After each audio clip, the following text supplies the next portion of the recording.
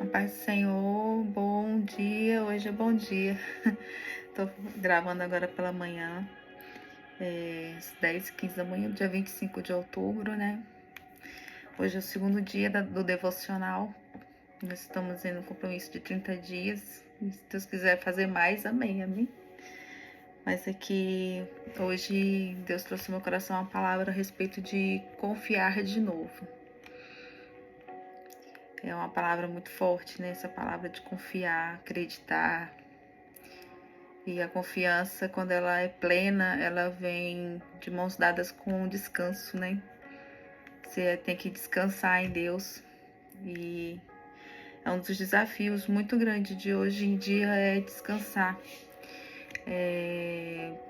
Ter que entregar a sua vida e confiar.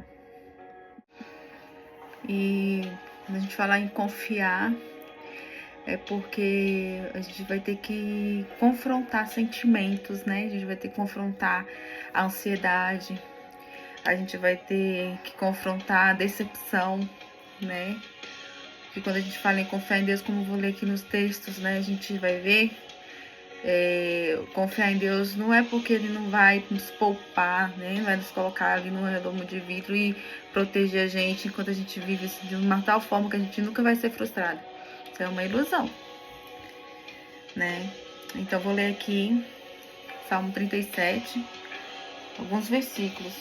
Agora eu vou ler o 4 e o 5, que diz assim: Deleite-se no Senhor e Ele atenderá aos desejos do seu coração. Entregue o seu caminho ao Senhor, confie nele e Ele agirá. Amém?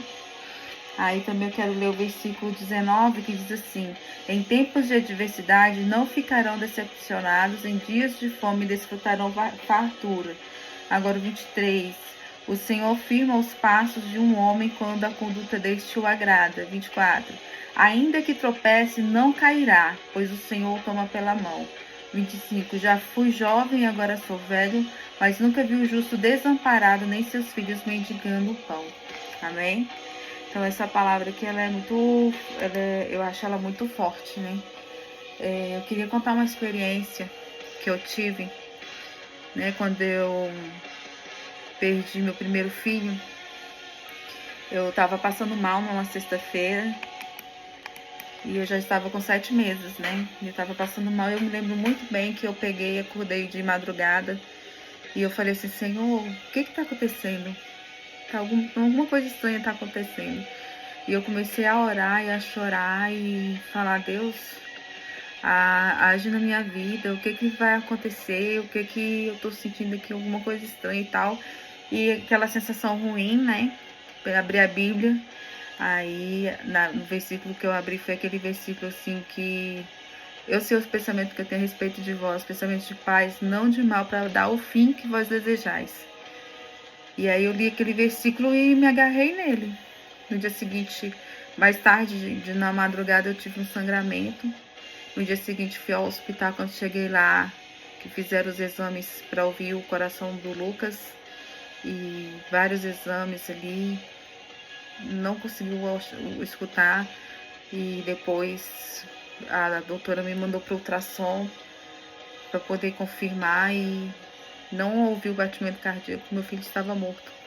Eu tinha quase uma semana na minha barriga. E aí foi aquela confusão toda, aquele cuidado para não pegar uma infecção, né? Foi aquela coisa toda estranha, aquela dificuldade para poder lidar com essa situação nova, né? E triste.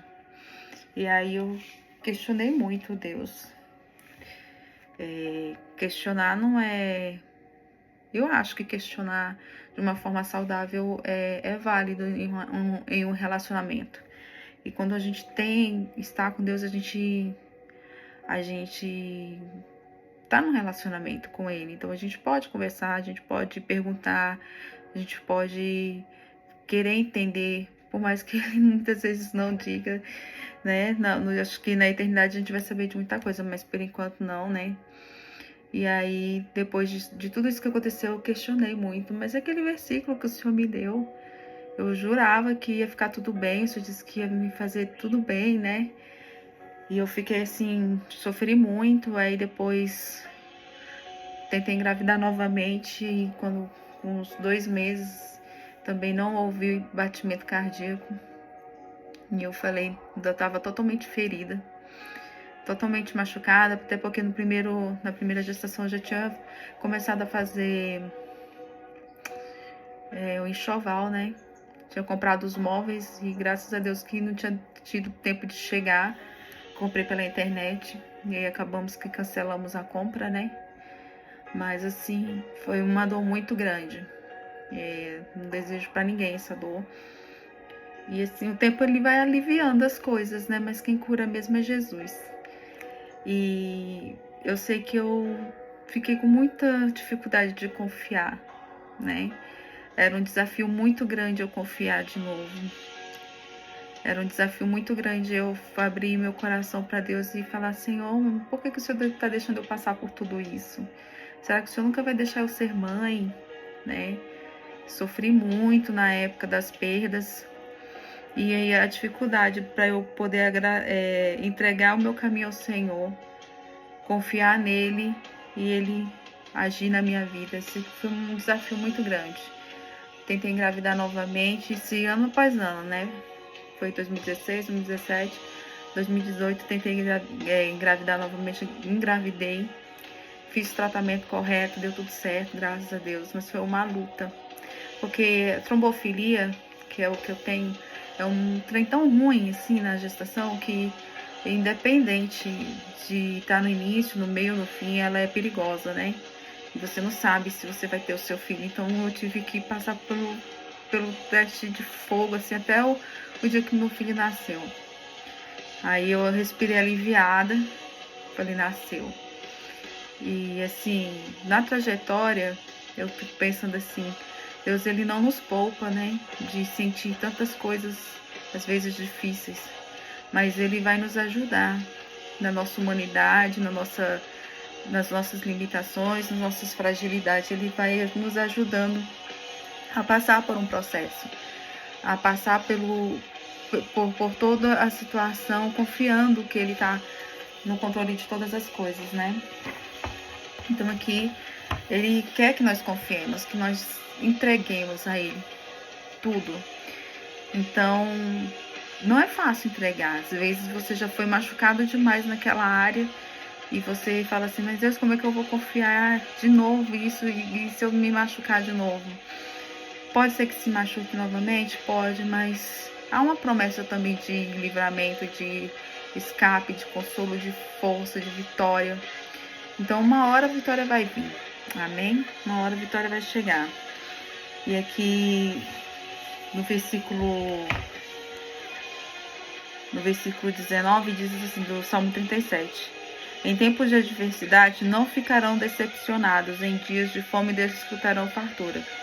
Em tempo de adversidade, não ficarão decepcionados, ou seja, é interessante isso, porque ele não fala que não serão, não ficarão. Né? Ou seja, a gente vai passar pela decepção, mas não vamos permanecer ali. A gente não vai ficar ali. Vamos ser decepcionados? Vamos. Nossa, vamos. Já fui várias vezes, eu acredito que você também já foi decepcionado várias vezes. Mas só que o Senhor, ele vai dar um escape. A gente não vai ficar na decepção, a gente não vai ficar ali naquele ciclo ali onde somos presos e escravizados e cativos na decepção, né? E ficar ali naquela situação onde a gente fica sofrendo. Não, Deus, ele não tem isso para nós, né? E aí no versículo 39 e 40 fala justamente isso. Do Senhor vem a salvação dos justos. Ele é a sua fortaleza na hora da adversidade. Do Senhor vem a salvação dos justos. Ele é a sua fortaleza na hora da adversidade. O Senhor os ajuda e os livra. Ele os livra dos ímpios e os salva, porque nele se refugiam. Amém? Então aqui fala do Senhor vem a salvação. Ele é a nossa fortaleza na hora da adversidade. O Senhor nos ajuda e nos livra. Amém?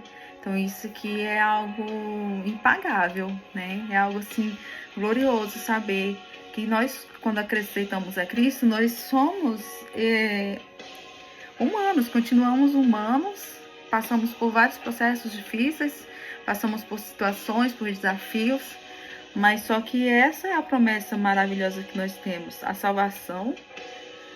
Certeza que ele é a nossa fortaleza na adversidade, ou seja, ele não fala para nós, como muitos por aí estão pregando, que a gente nunca vai passar por luta, que a gente nunca vai passar por dificuldade, a gente nunca vai passar por adversidade. Pelo contrário, passaremos, mas no entanto, ele será a nossa fortaleza no dia da adversidade. Por isso é muito importante a gente chegar e ter esse discernimento de estar debaixo da sombra do Onipotente, descansar debaixo das asas do Senhor. E é algo que nós decidimos fazer, né? Durante o percurso da nossa história, da nossa vida, a gente pode muito bem dizer eu confio, ou então a gente também pode dizer ou viver dissolutamente, contando com a sorte, né? Mas a gente pode fazer as coisas de propósito, né? Saber assim, eu vou passar por isso que eu tô passando, mas eu vou estar na fortaleza, que é o Senhor. Ele vai me segurar, Ele vai me fortalecer, Ele vai me ajudar. E diante de tudo isso, o Senhor vai me dar a vitória, né? Então é isso. Confiar de novo, né? Quando contei a história da minha terceira gestação, e aí Senhor, eu vou confiar de novo. Tá doendo muito. E eu não sei como vai ser o desfecho dessa história, mas eu vou confiar de novo, né? E na segunda vez que depois na quarta gestação que eu nasci meu segundo filho, também foi outro desafio, e ali foi desafio, porque na gravidez do Miguel foi tudo tranquilo, a minha mente é que tava num turbilhão. Mas já no do Henrique veio várias coisas assim, sabe? Suspeita dele ter síndrome, suspeita dele estar com uma doença rara e que não ia sobreviver, foi umas coisas terríveis. E que eu chorava. E é uma coisa que eu quero deixar bem claro, gente, que eu tenho aprendido muito na minha vida. Que confiar não é você ficar estufando o peito. Nossa, confio. Que tô intacto, pode vir o que for, que não vai... Não é isso. Muitas vezes você vai estar dilacerado, totalmente destruído, chorando, sofrendo, mas você vai falar assim, eu confio, eu vou deixar o Senhor agir, e você vai ver a mão do Senhor, né? Então a gente não precisa ficar colocando assim no nosso peito, como se, batendo no nosso peito, como se fôssemos fortes. Não é a gente que é forte, não, quem é forte é o Senhor, tá aqui no versículo, né? No versículo 39, do Senhor vem a salvação dos justos, Ele é a fortaleza na hora da adversidade. Ou seja, não é nós que somos fortes, quem é forte é o Senhor, amém? Então isso é muito importante, a gente se agarrar em Deus e deixar Ele ser a nossa fortaleza. E nos deixarmos ser cuidados, amados por Ele, ir até a presença dEle, chorar se for preciso. Isso é muito importante, a gente deixar o Senhor cuidar da gente, amém?